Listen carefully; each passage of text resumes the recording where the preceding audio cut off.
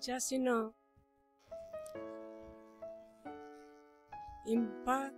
Charitable trust trustee Shrimati Paramita Panda महोदय, विशिष्ट मुख्य अतिथि विशिष्ट साहित्यिक श्री देवदास छोटराय, मु नमस्कार जनाऊँची एवं नमस्कार जनाऊँची कला साहित्य संगीत पाई एठी एकत्रित होइथिबा समस्त ज्ञानी गुणी सज्जन मंडली। प्रथमे मु इम्पा चैरिटेबल ट्रस्ट को मोर कृतज्ञता ज्ञापन करुची जे से 45तम सारला पुरस्कार मते प्रदान करिसंती एवं पुरस्कार साहित्य सहित पुरस्कार गोटे जोड़ा किंबा कला सहित कौन विशिष्ट काम जोड़ा। मु गभीर निदरे थिली, अचानक गोटे अद्भुत जागरण एवं पुरस्कार घोषित हवा परे मोर मने हला तमाम दुनिया मते खोजुची, कारण फोन पर फोन मु निज खड़पा भितर थाए, एते फोन अंततः आसेना, केबे केमिति पिला मानक पाखरु आसे। गोटे फोन रे थैंक यू कहू कहू आ गोटे फोन मु थकी गली, क्लांत हो गली, किंतु ये तो एक परंपरा, ये तो गोटे धारा एवं धारार मझिरे मु मात्र गोटे निमित्त मात्र, गोटे सत्ता ये चली चलिबो आगको भी रहिबो। लेखालेखी संपर्क रे कौन बा कहबी, एटी अनेक लेखक अछंती। आम अनुभूति, अभिज्ञता, दृष्टिभंगी, दर्शन एवं टिके नांदनिकता मिसेई आमे फेंटी दौ एवं जहाँ लेखु ताहा आम सृष्टि बोली आमे भाबू बा लोकों पाखरे पहुंचे थाउ। ए लेखालेखी करला परे समस्तंकु निजस्व कथा गुड़िक पहुंचे देला परे मोर बा कौन आउ बाकी रहिला जे मु ए मंचरे छिड़ा हई कहूची। बोधुए यह सौजन्य, बोधुए यह धन्यवाद दबार परिवेश किंबा आउ किछि कहा जाई पारे। तेबे मोर लेखकीय जीवन आरंभ हुए 70 दशकरू। 1971 मसीह मो प्रथम गल्प प्रकाश पाए प्रजातंत्र साहित्य विभाग रे। तापरठू प्रति 15 दिन मो गोटे लेखे गप प्रकाश पाए एवं सेई दिनरू मु कौनसी परिस्थिति रे अटकी नाही एवं अद्यावधि मोर कलम सक्रिय अछि। एई बयस रे 70 हब बोधे आउ वर्षे खंडे गले मते लागुची। एई बयस रे मोर मन एमिति मने हुए जे कलम टी हाथ रे थिले मु ही थाए एवं बिना कलम रे मु किछि नुहे। कहीं कहले कि बाकी समय मु बांटी ही थाए, कार झियो, कार भौणी, कार माँ, कार जेजेमा, कार आई आउ अन्यान्य कार सासू कि किछि एवं बांटी हेबा भितर मु निजको पाए ना। केवल लेखि बसला बेले मो निज भितर थाए, मु निजको पाए। सबुठ बड़ विरोधाभास कौन जानिछंती जे बेले बेले लेखिला बेले मु मो भितर भी न थाए। मु कोठी गोटे शून्यर सरोजिनी के गोटे लेखुए से मते मु निजको निजठू दूरे निए। तेणु निजको मध्य व्यंग करी निजको मध्य निजर बहुत अंधारी दिग को मध्य लेखिबारे मु पोछाए नाही। ए जो लेखालेखी प्रसंगटी बड़ विचित्र केमिकल बा रासायनिक प्रक्रिया बोली मु भावे। बेले बेले सबु किछि प्रस्तुत थिबो अथच लेखि हुए ना बेले बेले ट्रेन छाड़ा समय हो जाऊ दिधाड़ी लिखी दिए गाड़ी दिए डायरी मनीष दिधाड़ी लिखिदे कह थाऊ तू बसी था मु फेरी आसे बाकी ते बढ़े नेबी एभली मोर मो सहित समस्ते जो माने लेखक लेखिका बसिचंती एकमत हेबे अनेक समय एभली घटी थाए आम संगे दीर्घ वर्ष धरी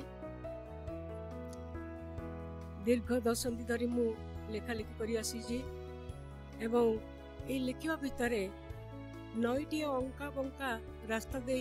बोही गला भली मु लेखार धारा बोही आसी केतबेले नरम माटी रे केतबेले पहाड़ पत्थर चिरी रास्ता बनै नहीं मु केतबेले प्रशंसित केतबेले विवादित एवं विवाद पई मु केबे भांगी पड़िनी मु चैलेंज भाव ग्रहण करिछि एवं पुणी थरे मु लिखिछि एते विवाद कहीं मु भाबुथली पर जना पड़िला जे मु कुआडे बड़ खोला खोली सब लिखे जहाँ अन्य लेखिका माने संकोच बसतः किंबा सामाजिक भयवशतः लिखि पारंती नाही तेणु से दिनरू मो पछरे गोटे रहिला जे मु उन्मुक्त चिंतार बा चेतनार किंबा उन्मुक्त भाषी लेखिका आ गोटे कथा जे नई केबे नक्शा ऊपर चलेना बोली आमे जानिचे नई बोही गला परे तार नक्शा तैयारी हुए नई नक्शा ऊपर चलेना नई बोही गला परे तार नक्शा तैयारी हुए एवं एमिति किछि नक्शाकार मते बामावादी किंबा नारीवादी लेखिका भावरे नामित करिसंती से माने जे भूल करछंती मु से कथा कहू नाही कारण मोर अधिकांश गल्प रे जे गोटे शिशु कन्या बैड टच विषय कहूची गोटे किशोरी प्रथम ऋतुमती हेबार अनुभव तार मानसिक एवं शारीरिक जंत्रणार कथा कहूची मो गल्प रे किंबा बंध्यात्व मातृत्व किंबा गर्भवती नारीर अनुभव एमती कि मेनोपॉज भोगुवा बा ऋतुबंध समय जो प्रकार मानसिक ताड़ना भीतर गोटे नारी रहे जे मु आ माँ ही पारिबी नाही मु एबे मो स्वामी पई अयोग्या एभली कथा को मध्य मुने लिखिछि मु नारीर स्वाधीनता विषय लिखिछि संघर्षर कथा लिखिछि तेणु हुए तो से माने मते नारीवादी भावरे ग्रहण करि नै छंती एवं बहुत परवर्ती समय रे ए सब गप लिखला बेले मु आदो ए सब किछि भाबु नथिली कोन नारीवाद पुरुषवाद किंबा कोनोसी वाद विवाद किछि भी भाबु नथिली मु स्वाभाविक भाव रे लिखिथिली एवं जीवन को लिखिथिली जो जो जीवन जी जी आसुथली सेही जीवन रो कथा लिखुथिली परवर्ती समय रे आलोचक माने ताकू वर्गीकरण बा जहाँ कुआ जाए कौन सी इजिम रे ताकू ढाली देई छंती एकता सत जे मोर अधिकांश गल्प उपन्यासर प्रोटागनिस्ट नारी ही थांती थरे अमेरिका रु जड़े भद्र व्यक्ति आसीथिले हमर द्रुतचित्र करिवा पई आमे केमिति जीउछु आ हम कहानी सब से दल मो गप गुडिक जहाँ इंग्रजी रे थिला पढिले से प्रथमे मते कहिले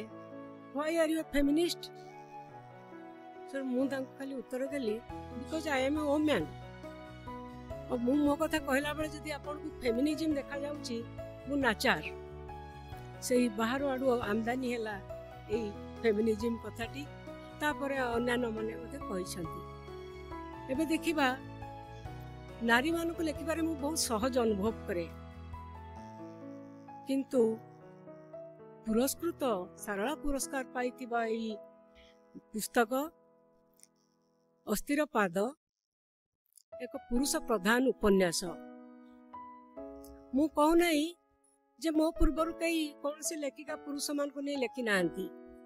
मु कहू नहीं जे कई लेखि पारिबे नाही लेखि पारिबे लेखा हेछि बहु लोक लिखिछन्ति अन्य भाषार मध्ये लिखिछन्ति किंतु मु जो पुरुषटी को मो उपन्यास नायक भाबरे बा प्रोटागनिस्ट भाबरे ग्रहण करिछि श्रेय नायर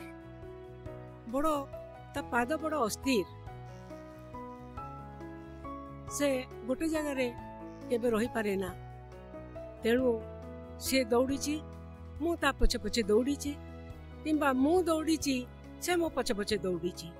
अर्थात तू लेखिका भाव में लिखी बोली से मो पछरे दौड़िला एवं से जदि जीवंत हो से दौड़ी बोली मु ता पछे पछे दौड़ी एभली दौड़िबा भितरे ता पाद को जगह स्थिर है नहीं बेले बेले मन होइछि कंक्रीट देई ता पाद दुईटा को बंद कर दिया जानता कि से रही जानता एवं मु कहबी मो पूरा कहानी कहबी नहीं कारण कहानी आपण माने पढ़िबे मु केवल कहबी जे ए अस्थिर पाद मते बड़ अस्थिर करिछि से गोटे हाँ एठी अस्थिर पादरे आमे देखिबा जे पुरुषर दुनियार कथा कुहाइछि साधारण गृहस्थ नुह से साधारण लोकटे नुह से किंतु स्त्री लोक मानकर अनुभूति अभिज्ञता सीमाबद्ध तेणु अधिकांश लेखिका लेखार आम देखा जे प्रेमर कथा रही था पारिवारिक कथा रही था सासु बोह होता स्वामी स्त्री दाम्पत्य कली झगड़ा होता कि मनमालिन्य होता यही भाव में लिखा स्वाभाविक मन करी किंतु ए उपन्यास रे गोटे पुरुष अच्छी एवं पुरुषटी एपट सेपट घूरी बुलुची